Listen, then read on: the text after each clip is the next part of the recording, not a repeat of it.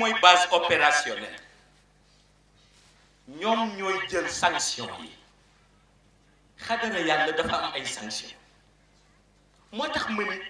kiy wax ci xayb xam naa ñu bare lu tax rek ñuy toog ba yàgg rek defe ni ku sawar rek ku ciy wax dañu xamul ni lu waay wax loo warul wax balaa fajar borom ñëw ci yow ndax ña bokk ci daayiratul awliya yi ñooy jël sanction yi diggante tard ak xislaan ñu vérifier benn par benn xool ndax wëli yu dañ koy sanctionné xamoo wëli yu mën ngay dem xadara ba nga jote xut bu zaman bi ñu sanctionné la dootoo def nga nekk fii sa inaayatu rabbaani yu la ñuy confisqué inaayatu rabbaani yu bi la yóbbu la ñuy confisqué jël ko parce que inaayatu rabbaani yu xam nga ne mu mel mi ngi mel ni voiture de fonction nii ngay demee tey ci gouvernement bi ñu jox la véhicule de fonction def ci seen marque AD administration noonu la inaayatu rabbaani yu mel bu ñu la invité ñu wutal la inaayatu rabbaani yu def nañ ci marque bi fañ koy delloo mi ngi ci ginnaaw siège yu yonent bi balaa ngay génn àdduna delloo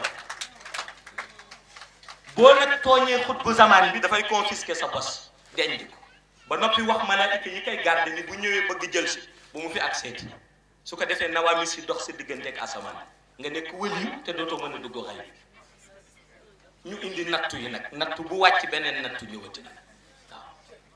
waaye ñi mën a décider di jël sanction yooyu mooy waa daayiratul awliya yi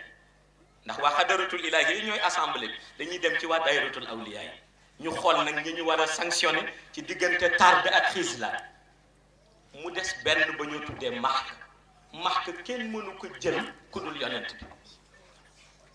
sanction boobu yonent bi sallallahu alayhi wa sallam donc moo ko mën a jël xam nga lu tax parce que axtaab lay dal du dal xut bu zaman du dal xawsu du dal labdaan du dal mafatihul kunuz boo àggul ci grade doon xutbul axtaab sa yoon nekkul ci maxk yonent bi rek moo koy jël waaye gis nga bi yàlla dogalee xadaratul ilaahi di existe ba fii may waxe yonent bi mësul jël sanction boobu ndax sagesse moo tax Mawlaay Cheikh Ahmad Tijani Chérif bi mu waxee ni maak du dal lu dul ñu toog ci espace intermédiaire yi gën a mag te ngeen ñëw bëgg ma proposer xat mi ñu ni que nañu la wutal taalibe yoo xam ni tey bu sanction bi doon dal ñoom la ñuy xalaat fàtte seen sëriñ mu ni ñan ñu jëlal ko Seydi Harachim ni ko benn ngo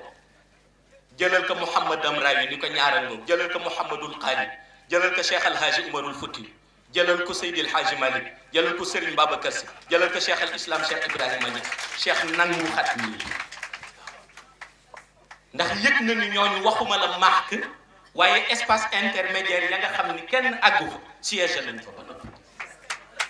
ba noppi dellu di ay taalibe ñu ni yonent bi la ñu jox pouvoir mu jël ko moo tax wëli yàlla yi ñëw ca xadaratul ilaahi ñaari visage rek la ñuy admirer benn bi mooy bu yonent bi sallallahu alayhi wa sallam lu tax ndax leer gu muy waxe kaddu ya leer ga muy génn bu la fekkoon ca 50% yóbbu na la ci 100% yonent bi bu yëkkati tànk yi leer gee ngay jóg bu yëkkatee làmmiñ bu tedd bi leer gee ngay génn waaye beneen visage ba mooy ka koy séddale